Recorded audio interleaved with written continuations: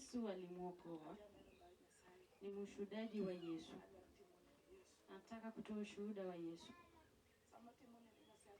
Wakati nafanya ushuhuda wa Mungu wangu, nilitoka kwetu kule Kamagambo nikiwa hai. Nilioleka kule game nikiwa na uzima. Nilipozaa mtoto wangu wa kwanza, nikashtukia mashetani wa kifafa wakiniingilia. Walijaribu kuniponya na waganga wa game. Nikafika, mganga aliambia mume wangu kwamba alimwambia nenda ukanunue mbuzi ili wachukue ndani yake, ili waweze kutengeza nayo dawa ampe aweze kupona. Hiyo kondoo ilinunuliwa. Kafika usiku akaja.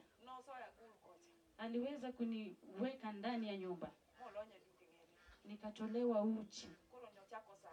Akaanza kunikata na wembe. Kuna maneno alikuwa ananiambia alipokuwa ananikata.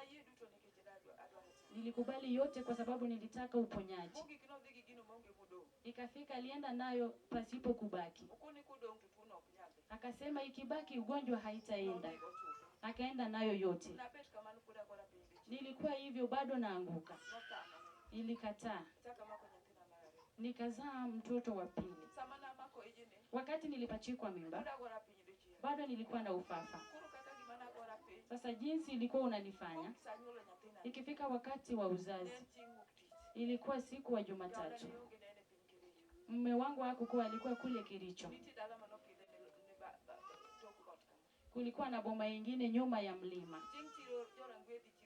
Siku ya soko watu wa Rangwe wanaenda soko wote. Hata nami mamangu akanitumia hela.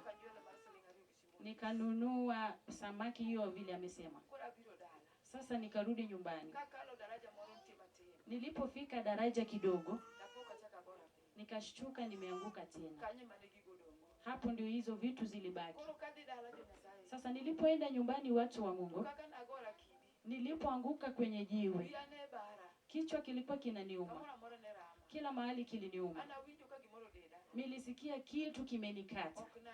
Hata sikujua nini. Jinsi mtoto alianguka akabaki.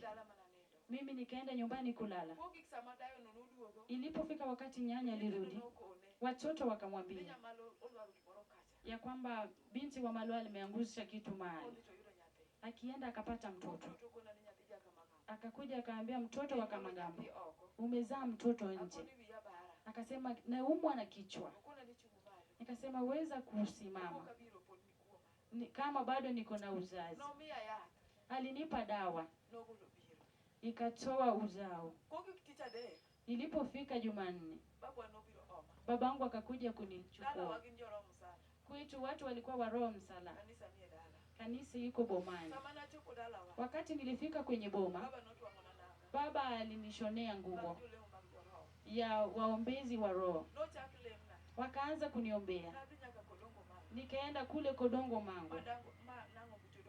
Nikalamba hiyo jivu ya udongo. Bado naanguka sasa mara mbili. Hao watu ukianguka, hao wanakupiga. Walinipiga. Ikalazimu ndugu yangu akarudi nami.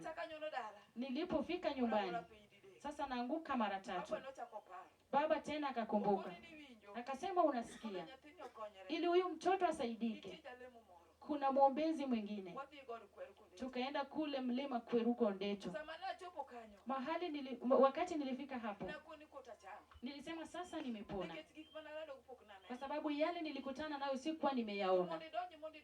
Ili uweze kuingia mpaka kule, ili tuchukua muda. Wakati nilifika katika chumba cha maombi, nilisema sasa nimepona. Akatuambia kwamba mzee nenda ukanunue mshumaa moja iliyo na alama 12 na rangi. Babangu ilikuwa iende inunuliwe kule Kisumu. Alienda kauza ng'ombe akaenda kununua. Alipoileta akaanza kuniombea. Sasa maombi ikakataa. Nikarudi tena nyumbani. Babangu akaambiwa kuna mwombezi wa roho mwingine anaomba yeye roho zake ziko kali. Nilichukuliwa nikapelekwa huko. Nilikaa huko kwenye maombi. Wakaniambia niende ninunue mshumaa na manguo. Malaika wa saa 3, saa 6 na saa 9. Nikishamwombea atapona. Mtoto wangu nilibaki naye kwenye chumba cha maombi. Ilipofika saa 3, nikaambiwa niende nilaze mtoto. Nikadhani sasa roho yake imeanza. Kile nilisikia ni kwamba mtu alikuwa anafanya usinzi nami mpaka kukucha. Mtoto alilia mpaka kukakucha. Hata nami nikalia kukakucha. Ilipofika asubuhi, baba akanipata nikibeba mtoto. Akaniuliza, binti wa Rongo, umeamkaje? Nilipoona baba nikashikwa na hasira. Nikasema, baba, sijalala leo. Huyo mtu amefanya uzinzi nami mpaka kukakucha. Akasema, binti wangu, jinsi ulivyo. Hiyo ndio siku baba alibeba mjukuu. Akanichukua nikaenda nyumbani. Akamwambia, kuna mganga mwingine kule Kakmasi. Weza kumpeleka huyu mtoto. Wakati nilifika kwa mganga, nikasema sasa nimepona. Nikapata kile tofauti. Mganga akambia baba, ili huyu weze kupona, nenda upate mama ambaye amezaa wasichana wote ama yule tasa. Akufe amalize siku 3. Uweze kumuosha na maji. Hiyo maji uweze kuleta. Niweze kumchanganyisha nayo dawa. Akisha kunywa atapona. Ilipata kama mke wa babangu mwingine alikuwa amekufa. Baba akaenda kaomba nafasi kule. Alikubaliwa. Alipewa maji alipomaliza kuoshwa. Nikapewa hiyo maji. Nikakunywa maji.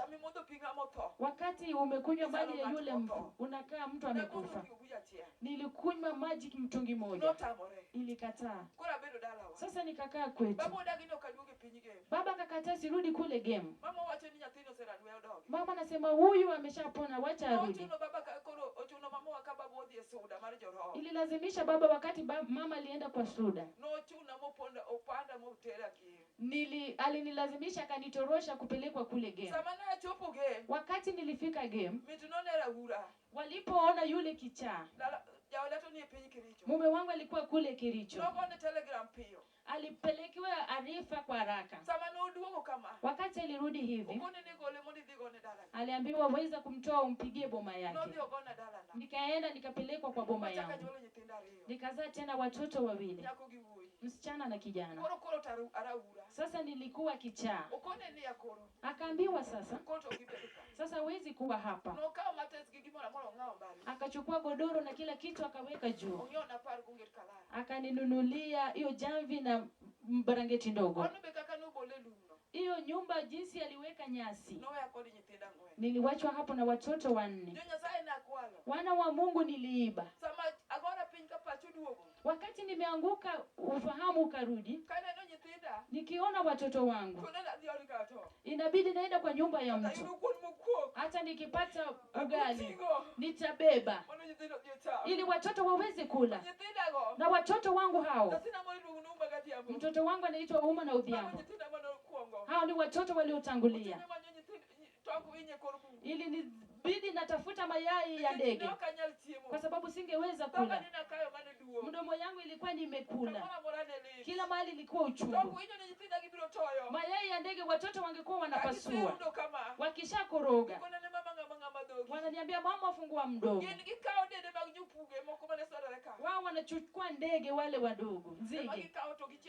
Hao ndio watachukua wakarangie wenzao. Wanaenda kwa shamba za watu. Wanaitwa watoto wa Achieng. Mimi nikiona moshi kwa mtu, ilikuwa inanibidi niende kule. Niliitwa mbwa ambaye analenga na mtu. Huyo mbwa amekuja sasa. Yeye haoni moshi kwa mtu. Kile ilijaribu kunifanyikia. Nikiona watoto. Nilipotazama watoto, na hisi walikuwa wanalala njaa. Hata nao ilikuwa ni chungu kwangu. Ilikuwa inanilazimisha nikiingia kwa mtu. Kile nilikutana nacho, naenda nacho. kama sijaanguka nafika na hiyo ugali. Ilienda hivyo wana wa Mungu. Hata yule wa kunipa maji na kikombe chake au kwa na mtu ambaye angefika kwangu. Ili ingefika nilikuwa naenda Rangwena nacheza. Ikifika jioni hivi watoto wangu wawili wanakuja. Wale ambao walinipa hata ndizi walikuwa wameniambia wameweka pale. Watoto wangu wananishika wananipeleka nyumbani. Wananiambia mama weza kuketi. Kukinyesha hivi walikuwa wanaandaa karatasi. Wananiweka kwenye kona. Hao wananyeshewa. Lakini mama yao hanyeshewi. Kukikucha asubuhi wanaanza kutafuta viazi. Pengine wanafukuzwa. Siku moja akamwambia mtoto wangu Uma ya kwanza alienda akavunja miwa.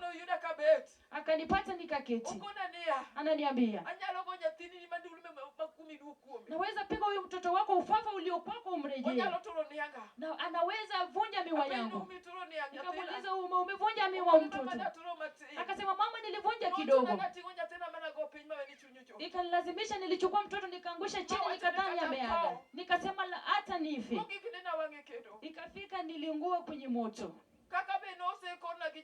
Jinsi hata nilikuwa nimetabiriwa na watu wa roho ya kwamba uponyaji wangu narudi nilikuwa najiuliza nitakufa siku gani. Ikafika sasa dudu wakaniuma na watoto. Kwa sababu jamvi ni moja na tunalala na watoto. Watoto wangu wote walikuwa na dudu. Hata nami nikawa nayo. Sikujua kile kinafanyika. Walikuwa wananipima wakati nimeanguka. Wakatoa yote kwangu. Alafu ananiambia ufahamu ukarudi. Ananiambia mama, unajua yale ambayo yalitufurisha yalikuwa tu vidudu. Nikamwambia ende uweze kufungua huo jamvi. Walipofungua wakapata kama vidudu. Kumbe vidudu vinaweza kuwa kwa yule mzima. Wakati ulifika hivyo hata yule wakuja kwangu haukuwa. Mume pia hakuji. Pesa pia kuna. Mama mzazi alikufa. Nikachukuliwa nikarudishwa kama gambo. Sikuwa nimejua mama aliaga. Kwa sababu yeye ndiye alikuwa ananisaidia. Sikujua hadi nikarudi. Niliketi kwa upole nikasema, wakati ufahamu umerudi, mimi nangoja kifo changu. Nilikuwa nangoja kifo. Hata nikitembea niende kwa mtu, nilikuwa naomba tu maji. Hakuna yule angeweza kunipa. Hata mama mwingine akanipa maji. Yeye yupo mpaka sasa. Kikombe chake aliambia mtoto asiweke hata kwenye nyumba. Kwa sababu mimi nitawapa ugonjwa. Mungu ambao nimesimama mbele yake. Huyu Mungu nimesimama. Wahubiri wale wa kutembea. Walitembea wakilenga kule game. Walipotembea kulenga kule game, walienda kuombea mwana mfulani. Alikuwa mgonjwa. Alisema dhehebu hawataki. Kuna mama mwingine aliwaita. Watoto wangu wananiambia mama, kuna waombezi wengine wamekuja huku. Wanaitwa waombezi wa kulia. Nikamwambia watoto mimi enda tu. Sasa nilipoenda wakaanza kuhubiri. Na hii si jinsi wanahubiri. Moyo wangu unasema huyu mama anajaribu kunimweleza shida. Wanasema niingie kwenye dhehebu lao. Mimi sitaingia. Hawashindi wahubiri kwa wameniombea. Sasa na hisi wakisikia ya kwamba kesho wataenda Sumbi. Mimi nikasema mnaweza kuja kwangu kesho. Wakakubali ndiyo. Hiyo nyumba yangu wakujua. Kulipofika usiku na hiyo neno ikaanza kuwa moyoni. Nikasema sasa wenye suti walio na suti na tai hawawezi shinda wale wameniombea. Nimemwambia kwa nini? Kulipokucha nikaanguka ya kwanza. Niliporudishwa na fahamu nikawaambia waombezi wengine wakikuja hapa waambie mama hayuko. Kama bado naongea tena wakaingia. Nyumba kwanza ndiyo ilinizungusha. Ikakuwa nyeusi. Nikadhani niko motoni. Nikauliza hawa mmenikuta kwa nini? Nifanyaje? Nikasema naenda kuambia mimi si mgonjwa. Naenda kuambia watoto wangu. Nikapata kama wamesimama kwa sababu kukuwa na kiti. Waliposimama wakiniona wakaomba. Wakanisomea Biblia. Ya kwamba ulituita tuje. Sisi tumekuja. Mimi nikamwambia kwa haraka ya kwamba waombee watoto wangu. Wakakataa. Wananiambia wewe ni binti wa wapi? Nikamwambia mimi ni mwana wa Kamagambo. Nini nakufanya? Nikamwambia kuna kile kinanifanya. Jinsi wanaendelea kuongea nami, moyo wangu unasema sasa kwa nini wasiseme? Ndio maana watu wa roho wamewashinda. Wanakuja hapa na masuti. Mimi sitawaambia. Wakaanza kunisomea Biblia. Ya kwamba moyo wa mtu ndiye anajua kile uchungu kwake. Wakaniuliza mume wako yuko wapi? Kamwambia nasikia yuko Kericho. Hata mume wako amekukimbia. Na moyo wangu unajiuliza. Bwana wa Adhiambo alitoka hapa siku gani? Sasa hiyo kitu inaniambia ya kwamba usifadhaike na hayo. Sasa mhubiri aliyonilenga hata nami nikamlenga. Nikamwambia moyo wangu umekata ya kwamba hao watu wananisumbua. Hata niwaambie kile kinanisumbua kwa sababu ni wale dhehebu ili waweze kuenda. Nikamwambia niko na ugonjwa wa ufafa.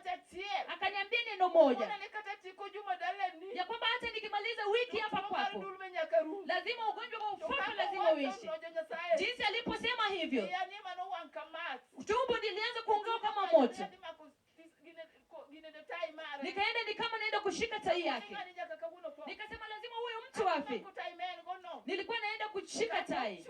Hata kama ni mnene lazima afe. Jinsi nilimshika sikujua. Nilishuka kama wazo lilirudi saa 11. Wakati wazo langu lilirudi nikapata kama watoto wangu wanalia. Nikauliza hao ni watoto wa nani? Wakaita watoto. Nikiona watoto wana wa Mungu hao makucha peke yake. Au kasema sio wangu. Watoto wangu wawezi kuwa hivi. Watoto wakaanza kulia. Nikawauliza nyumba niliyoko ni nyumba ya nani? Wakaniambia ni nyumba yako. Nikauliza kule ng'ambo. Wakasema ni wapi? Tukasema sisi ni wageni. Hiyo siku wakaniacha. Wakauliza watoto na kwamba mlikula nini? Ya kwamba tulipika ndizi na ikakataa kuiva. Wakatoa watoto. Wakaenda nao rangwe. Wakaenda kwa pao. Wakanunua mpaka tana mafuta. Hiyo siku mimi nilidumu nikilia. Kile nililia sikujua. Hiyo siku ndio watoto wakakula ugali. Hiyo wakati siku mbili sikuwa naanguka. Tena nikakaa sikuanguka. Tena siku nyingine sasa wiki moja sikuanguka. Nikauliza nimepona. Kitu inaniambia hujapona. Lakini wakati mwezi utatoka hata nao bado utaanguka. Hata ikiwa hapa bado utaanguka. Hata ukirudi kule mlimani.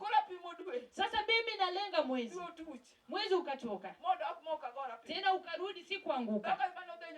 Mdomo wangu ambao ulikuwa uchungu sasa nahisi unapona. Nikasema napona. Na nimepona. Wakarudi tena. Wakasema wewe umeokoka. Tena kuna kitu kimebaki. Roho Mtakatifu. Hiyo Roho Mtakatifu asipokuwa ugonjwa utarudi. Nikauliza wanampata na wapi? Mimi anaitwa jinsi unaita Yesu. Nikajaribu kuita. Nikakataa. Wakarudi tena. Hiyo siku nikapika ugali. Napika ugali. Na moyo wangu nasema lazima hawa watu leo hawatachoka hapa kama wajanipea roho. Nikapika ugali nikafunika. Nikaenda mahali walikuwa. Nikawaambia leo hamtatoka kama mjanipa roho.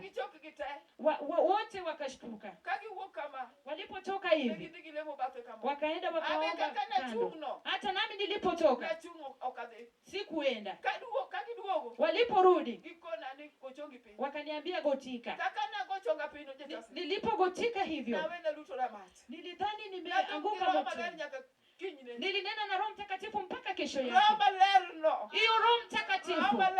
Huyo Roho Mtakatifu. Walinieleza watoto wangu watasoma. Nikauliza nitapata pesa wapi? Roho Mtakatifu amefunza watoto. Walinieleza viti ambavyo viko vitakuwa. Nitapata wapi? Huyo Roho ataleta. Walinieleza